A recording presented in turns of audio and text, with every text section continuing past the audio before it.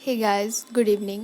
Welcome to use of time ban Priyanand. आप सभी का बहुत बहुत स्वागत है। जो लोग पहली बार विजिट कर रहे हैं, ध्यान से सुनिए। हर रोज़ सुबह 6 बजे करेंट अफेयर और हर रोज़ शाम 8 बजे जनरल अवेयरनेस की क्लास होती है इस चैनल में। अगर आप पहली बार विजिट कर रहे हैं तो सब्सक्राइब जरूर कर लीजिएगा। चलिए, समय को व्यर्थ ना करते हुए हम आज के टॉप क्वेश्चन की ओर चलते हैं।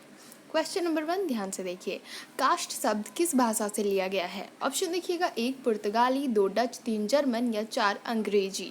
तो दोस्तों इसका सही आंसर क्या होगा? कास्ट शब्द को पुर्तगाली भाषा से लिया गया है, इसीलिए याद रखना है। अगले प्रश्न को देखते हैं। सवाल नंबर 2 ध्यान से देखिए। बृहत्तर भारत निम्नलिखित में से किसका घोतन है? ऑप्शन देखिएगा, 1 राजनीतिक एकता, ऑप्शन 2 सांस्कृतिक एकता, ऑप्शन 3 धार्मिक एकता या फिर सामाजिक एकता। तो दोस्तों इसका सही आंसर क्या होगा? बृहत्तर भारत किसका घोतन है? तो फ्रेंड्स इसका सही आंसर होगा सांस्कृतिक एकता। याद रखना है, ऑप्शन नंबर 2 इसका सही आंसर है। बृहत्तर भारत किसका घोतन है? तो सांस्कृतिक एकता का। अगले प्रश्न को देखिए। सवाल नंबर 3, देशों के समूहों एक के साथ व्यापार कराकर करने व औपचारिक पद्धति को क्या कहा जाता है? ऑप्शन देखिएगा, 1 trading block, option 2 trade ventures, option 3 trade partners या ऑप्शन 4 ट्रेड ऑर्गेनाइजेशन। कहा गया है कि देशों के समूहों के साथ व्यापार करार करने वाले व औपचारिक पद्धति को क्या कहा जाता है? ऑप्शन में से कौन सा सही होगा फ्रेंड्स? इसका सही आंसर होगा ट्रेडिंग ब्लॉक। जी हाँ, ऑप्शन नंबर 1 सही है। देशों के समूह के साथ व्यापार करार करने व औपचारिक पद्धति को क्या कहा जाता है? Trading block. याद रखना है। अगले प्रश्न को देखिए। सवाल नंबर 4, महात्मा गांधी किसकी कृतियों से अत्यधिक प्रभावी थे? ऑप्शन देखिएगा, 1 Bernard Shaw, option 2 Karl Marx, option 3 Lenin या ऑप्शन 4 लियो टॉल्स्टॉय।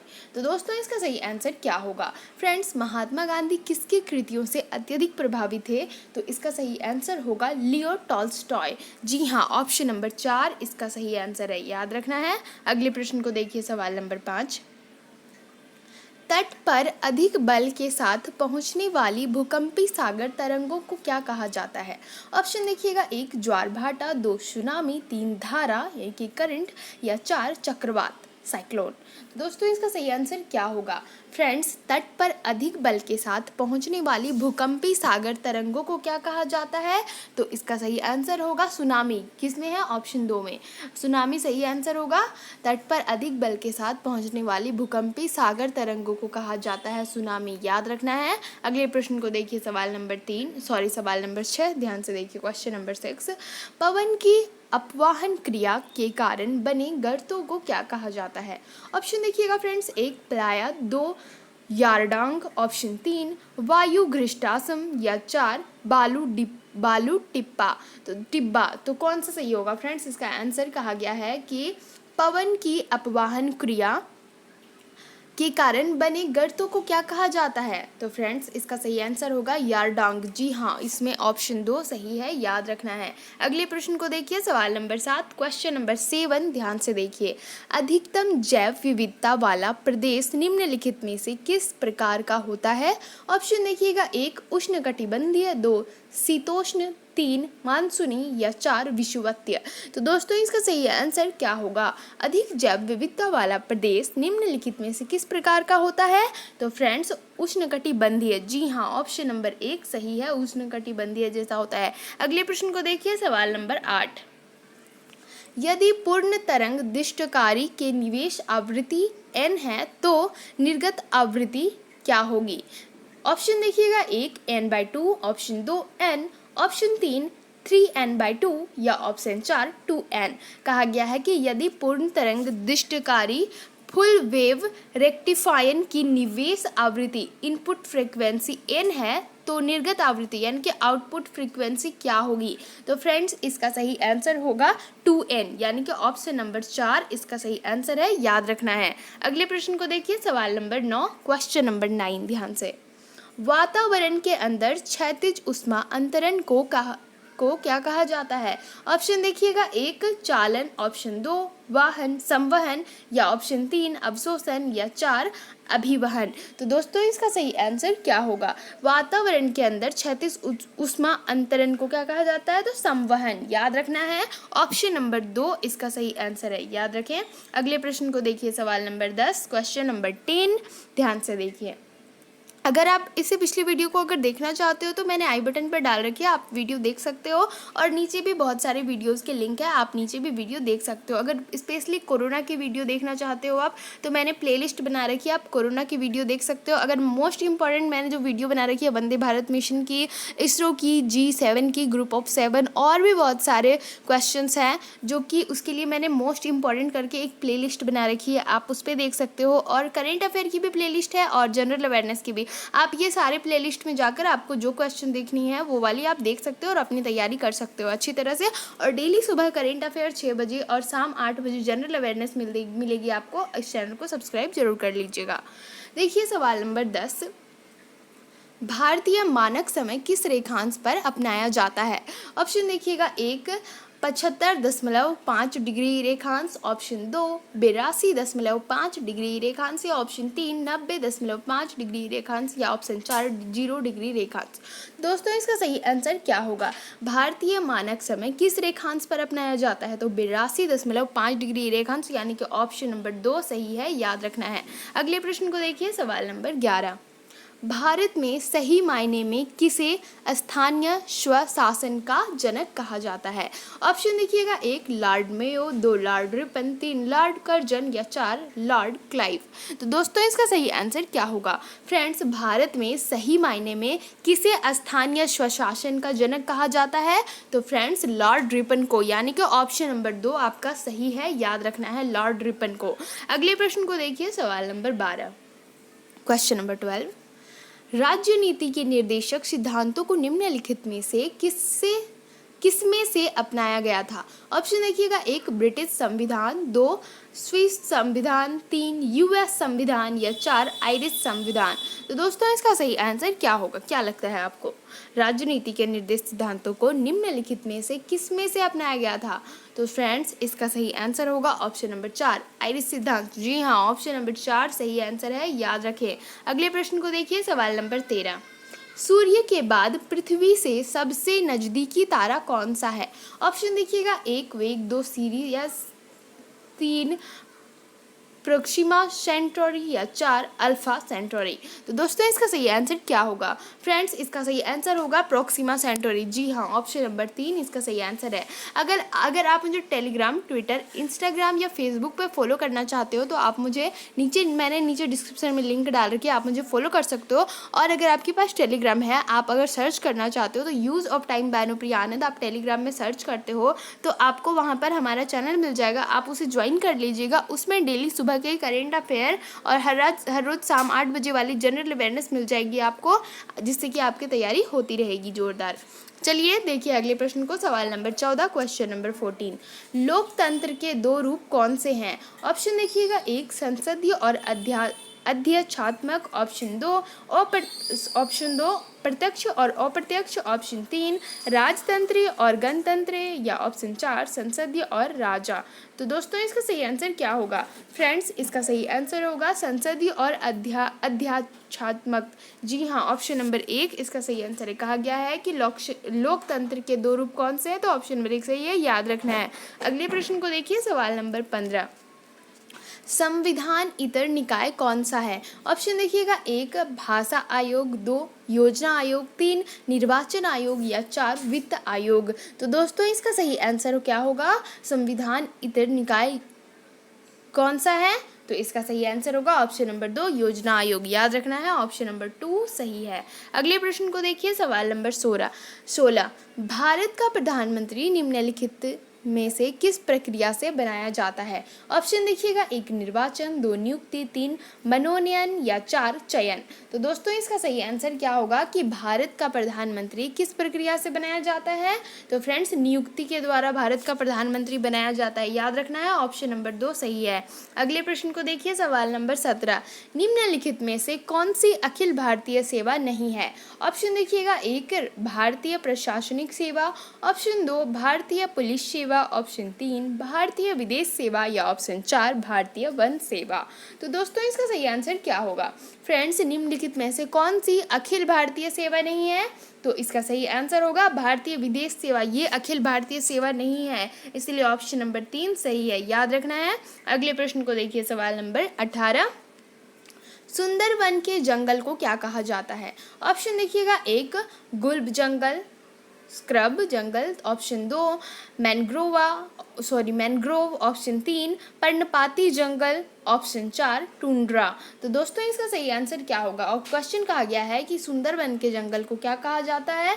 तो फ्रेंड्स मैनग्रोव कहा जाता है सुंदरवन के जंगल को, यानी कि ऑप्शन नंबर 2 सही है, याद रखना है। अगले प्रश्न को देखिए, सवाल नंबर 19। शोर को किसमें मापा जाता है?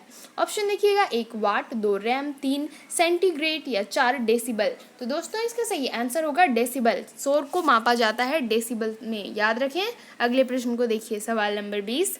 निम्नलिखित में से किसने वर्ष 2009 में लगातार तीसरा नेशनल बिलियर्ड्स खिताब जीता? ऑप्शन देखिएगा, 1 पंकज अडवाणी, ऑप्शन 2 देवेंद्र जोशी, 3 गीत सेठी या 4 ध्रुव सीतावाला। तो दोस्तों इसका सही आंसर होगा ऑप्शन नंबर 1। जी हाँ, पंकज अडवाणी ने वर्ष 2009 में लगातार तीसरा नेशनल बिलियर्ड्स खिताब जीता है। किसने? तो पंकज आडवाणी ने, याद रखना है। ऑप्शन नंबर 1 सही है। अगले प्रश्न को देखिए, सवाल नंबर 21, क्वेश्चन नंबर 21। नासा ने किसका अध्ययन करने के लिए मैसेंजर सैटेलाइट लॉन्च किया था? ऑप्शन देखिएगा, 1 बुध, 2 शुक्र, 3 शनि या 4 बृहस्पति। तो फ्रेंड्स इसका सही आंसर क्या होगा? नासा ने किसका अध्ययन करने के लिए मैसेंजर सैटेलाइट लॉन्च किया था? तो फ्रेंड्स इसका सही आंसर होगा बुध, यानी कि मरकरी। ऑप्शन नंबर 1 सही है, याद रखना है। अगले प्रश्न को देखिए, सवाल नंबर 22, क्वेश्चन नंबर 22। उस जहाज का नाम क्या था जिसके सितंबर 2009 में पारादीप पत्तन के पास डूबने से तेल बह गया था? ऑप्शन देखिएगा, 1 red rose, 2 black rose, 3 white rose या 4 ग्रीन रोज। तो दोस्तों इसका सही आंसर होगा ऑप्शन नंबर 1। जी हाँ, रेड रोज। उस जहाज का नाम था रेड रोज, जिसके सितंबर 2019 में पारादीप पत्तन के पास डूबने से तेल बह गया था। उस जहाज का नाम था रेड रोज, याद रखना है। अब ये वाला रोज का रेड रोज नहीं, उसका नाम था रेड रोज, ठीक है। चलिए अगले प्रश्न को देखते हैं, सवाल नंबर 23। निम्नलिखित में से किसको गौरवशाली दादा साहब फाल्के अवार्ड 2007 से सम्मानित किया गया? ऑप्शन देखिएगा, 1 यश चोपड़ा, 2 उस्ताद अमजद अली खां, ऑप्शन 3 मन्ना डे या ऑप्शन 4 ए नागेश्वर राव। तो दोस्तों इसका सही आंसर क्या होगा? कहा गया है कि निम्नलिखित में से किसको गौरवशाली दादा साहब फाल्के अवार्ड 2007 से सम्मानित किया गया? तो इसका सही आंसर होगा ऑप्शन नंबर 3 मन्ना डे। जी हाँ, ऑप्शन नंबर 3 सही है, याद रखना है। अगले प्रश्न को देखिए, सवाल नंबर 24। एक इंटेलिजेंट टर्मिनल की क्या विशेषता होती है? ऑप्शन देखिएगा, 1 इसमें माइक्रो प्रोसेसर होता है किंतु यूज़र द्वारा इसका प्रोग्राम नहीं किया जा सकता। ऑप्शन 2, यह एक बड़े सीपीयू का प्रयोग करके छोटे डाटा प्रोसेसिंग कार्य को प्रोसेस कर सकता है। या ऑप्शन 3, यूज़र को अंग्रेजी में जानकारी आदि देता है। या ऑप्शन 4, यूजर से डाटा प्राप्त नहीं कर सकता। तो फ्रेंड्स इसका सही आंसर क्या होगा? कहा गया है कि एक इंटेलिजेंट टर्मिनल की क्या विशेषता होती है? तो इसका सही आंसर होगा, इसमें माइक्रो प्रोसेसर होता है किंतु यूजर द्वारा इसका प्रोग्राम नहीं किया जा सकता। तो ये वाला ऑप्शन नंबर 1 सही है, याद रखना है। अगले प्रश्न को देखिए, सवाल नंबर 25, ध्यान से। निम्नलिखित में से कौन सी पद्धति राष्ट्रीय आय आकलन की पद्धति नहीं है? ऑप्शन देखिएगा फ्रेंड्स, इसका कौन सा होगा? 1 व्यय पद्धति, 2 उत्पाद पद्धति, 3 मैट्रिक्स पद्धति या 4 आय पद्धति। तो दोस्तों इसका सही आंसर होगा मैट्रिक्स पद्धति। निम्नलिखित में से कौन सी पद्धति? तो मैट्रिक्स पद्धति राष्ट्रीय आय राष्ट्रीय आय आकलन की पद्धति नहीं है। कौन? तो मैट्रिक्स पद्धति। ऑप्शन नंबर 3 सही है, याद रखें। अगले प्रश्न को देखिए, सवाल नंबर 26। भारत में मौद्रिक नीति कौन बनाता है? ऑप्शन देखिएगा, 1 केंद्रीय सरकार, 2 भारत का औद्योगिक वित्त निगम, ऑप्शन 3 भारतीय रिजर्व बैंक या ऑप्शन 4 भारत का औद्योगिक विकास बैंक। तो दोस्तों इसका सही आंसर होगा क्या? भारत में मौद्रिक नीति कौन बनाता है? तो भारतीय रिजर्व बैंक। ऑप्शन नंबर 2 सही होगा, याद रखना है। अगले प्रश्न को देखते हैं। चलिए, सवाल नंबर 27 ध्यान से देखिए, क्वेश्चन नंबर 27। अल्पकालिक सरकारी प्रतिभूति पत्र को क्या कहा जाता है? ऑप्शन देखिएगा, 1 शेयर, 2 म्यूचुअल फंड, 3 डिबेंचर या 4 ट्रेजरी बिल। तो दोस्तों इसका सही आंसर क्या होगा? फ्रेंड्स, जो लोग पहली बार विजिट कर रहे हैं और सब्सक्राइब नहीं किए हो, और अगर आपको सब्सक्राइब करना नहीं आ रहा है तो ध्यान से देखिए, वीडियो के नीचे रेड कलर में सब्सक्राइब लिखा होगा, सब्सक्राइब कर लीजिए। उस सब्सक्राइब बटन को दबाएंगे, उसके बाद आपको एक ऐसा बेल आइकन दिख रहा होगा, आपको दिखा? हाँ जी, उस पर आप टच करो और फिर ऑल में क्लिक कर दो। उससे क्या होगा कि मेरे द्वारा डाली गई सारी वीडियो की नोटिफिकेशन सुबह 6 बजे करेंट अफेयर और शाम 8 बजे जनरल अवेयरनेस आप तक सबसे पहले पहुंच जाएगी और आपकी तैयारी जोरदार होती रहेगी। वाकई में अगर आप टॉप सेलेक्टेड क्वेश्चंस पढ़ना चाहते हो, अगर आप जोरदार तैयारी करना चाहते हो, कॉम्पिटिटिव एग्जाम्स की तैयारी कर रहे हो, तो इस चैनल से जुड़ जाओ, क्योंकि मेरी वीडियो में डेली आपको टॉप सेलेक्टेड क्वेश्चंस मिलेंगे, टॉप करेंट अफेयर और टॉप जनरल अवेयरनेस। तो तैयारी करते रहिए, एक भी क्वेश्चंस मिस मत कीजिए, डेली की क्लास लेते रहिए और सब्सक्राइब जरूर कर लीजिएगा। वीडियो अच्छा लगता हो तो प्लीज़ लाइक भी कर दीजिएगा, क्योंकि अगर आप लाइक करते हो तो मुझे बहुत खुशी होती है, इसलिए लाइक प्लीज़ ज़रूर कर दीजिएगा। एंड कमेंट करके बताइएगा प्लीज़ कि आपको वीडियो कितना इन्फॉर्मेटिव लगता है, और जितना शेयर कर सकते हो उतना शेयर करो। खास करके जो लोग कॉम्पिटिटिव एग्जाम्स की तैयारी कर रहे हैं उन तक ये वीडियो ज़रूर शेयर कर दीजिए, क्योंकि उन तक ये क्वेश्चंस, ये वीडियोज़ पहुँचना बहुत ज़रूरी है, क्योंकि मैं जैसा कि हर रोज़ बोलती हूँ, ये सारे टॉप सेलेक्टेड क्वेश्चंस हैं। चलिए देखिए, सवाल नंबर 27। इसका सही आंसर क्या होगा? फ्रेंड्स, मैं आंसर ही बताने वाली थी, क्वेश्चन तो मैंने बता दिया था आपको कि अल्पकालिक सरकारी प्रतिभूति पत्र को क्या कहा जाता है। तो इसका सही आंसर होगा ट्रेजरी बिल। जी हाँ, ऑप्शन नंबर 4 सही है, याद रखो। अगले प्रश्न को देखते हैं, सवाल नंबर 28। WTO मुख्यतः निम्नलिखित में से किसको बढ़ावा देता है? ऑप्शन देखिएगा, 1 वित्तीय समर्थन, 2 विश्व शांति, 3 एक पक्ष व्यापार या 4 बहुपक्षीय व्यापार। तो दोस्तों इसका सही आंसर क्या होगा? कहा गया कि WTO मुख्यतः निम्नलिखित में से किसको बढ़ावा देता है? तो फ्रेंड्स इसका सही आंसर होगा ऑप्शन नंबर 4। जी हाँ, WTO मुख्यतः बढ़ावा देता है बहुपक्षीय व्यापार को, इसलिए ऑप्शन नंबर 4 सही होगा, याद रखना है। अगर आप जून महीने की पूरी जानकारी जानना चाहते हो कि जून में कब कौन सा डे मनाया जाता है, तो उसकी मैंने वीडियो बना रखी है, आप जाकर देख सकते हो। राष्ट्रीय, अंतर्राष्ट्रीय, नेशनल, इंटरनेशनल डे, जून में किस दिन कौन सा दिवस मनाया जाता है और क्यों मनाया जाता है, ये सारी डिटेल मैंने दे रखी है, आप जाकर वीडियो देख सकते हो। और मैंने ग्रुप ऑफ 7 जो कि G7 है, उसमें इंडिया को क्यों जोड़ा जा रहा है और किसको हटाया गया था, और भी बहुत सारी जानकारी आप देखना चाहते हो तो वीडियो जाकर देख सकते हो। ओके, चलिए देखिए, सवाल नंबर 29, ये हमारा सेकंड लास्ट क्वेश्चन है। किस बाजार स्थिति में फर्मों की अधिक्षमता होती है? ऑप्शन देखिएगा, 1 पूर्ण प्रतिस्पर्धा, 2 एकाधिकारी प्रतिस्पर्धा, ऑप्शन 3 द्विअधिकार या ऑप्शन 4 अल्पाधिकार। तो दोस्तों इसका सही आंसर होगा क्या? किस बाजार स्थिति में फर्मों की अधिक्षमता होती है? तो द्विअधिकार में, याद रखना है। सॉरी, द्विअधिकार नहीं, एकाधिकारी प्रतिस्पर्धा में। ये नहीं होगा, 3 नंबर नहीं होगा, 2 नंबर होगा। एकाधिकारी प्रतिस्पर्धा में, ऑप्शन नंबर 2 सही है।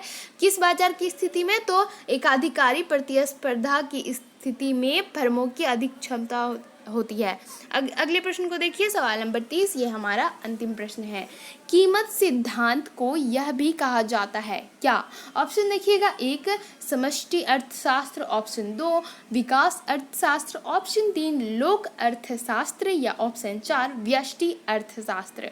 तो दोस्तों इसका सही आंसर क्या होगा? कीमत सिद्धांत को क्या कहा जाता है? क्या भी कहा जाता है? तो व्यष्टि अर्थशास्त्र भी कहा जाता है कीमत सिद्धांत को, याद रखना है। ये हमारा सही आंसर है। वीडियो कैसा लगा कमेंट में ज़रूर बताइएगा। आई होप आपने एंजॉय किया होगा, ये वीडियो आपको ज़रूर अच्छा लगा होगा। और डेली मैं बता रही हूँ फिर से, सुबह 6 बजे करेंट अफेयर और शाम 8 बजे जनरल अवेयरनेस की क्लास होती है। अगर आप एग्ज़ाम्स की तैयारी वाकई में करना चाहते हो, जोरदार कॉम्पिटिटिव एग्जाम्स की तैयारी, तो इस चैनल को सब्सक्राइब कर लीजिए और डेली की वीडियो देखते रहिए। आपकी तैयारी ऑटोमेटिक होती रहेगी, बस आप ध्यान से और समझ कर देखा कीजिए वीडियो को।